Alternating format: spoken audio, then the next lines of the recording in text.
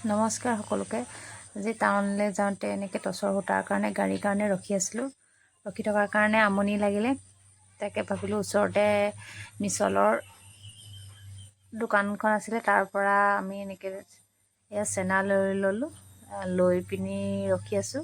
তাৰপৰা উপায়টো নাই, মানে আমনিও লাগিছে, কি কৰিম কি নকৰিম বুলি ভাবি এয়া মিছলকে খালোঁ। মিছল খোৱাৰ পিছত এয়া গাড়ীখন আহি পিনি পাইছেহি।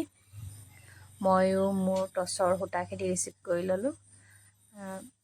আচলতে আমাৰ শিৱসাগৰত নেপায় কাৰণে মৰাণৰ পৰা আনিবলগীয়া হয়। অকণমান প্ৰব্লেম হয়, বিশেষকৈ শিৱসাগৰত টচৰ সূতাটো একেবাৰে নাথাকে।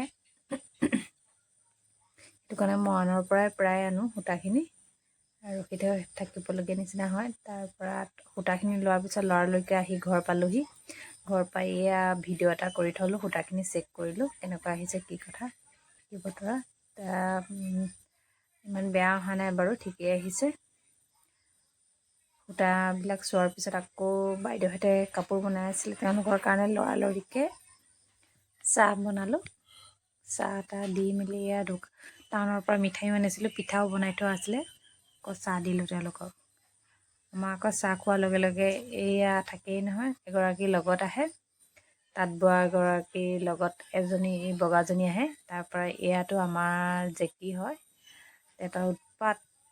পিছবেলালৈ আকৌ বৰষুণ দিলে, এনেকৈ আজি দিনটো গুচি গ'লগৈ আৰু ভালে বেয়া মাজতে। যদি আপোনালোকে মোৰ এনেধৰণৰ ভিডিঅ'বিলাক চাই ভাল পায়, লাইক কমেণ্ট শ্বেয়াৰ কৰি দিব।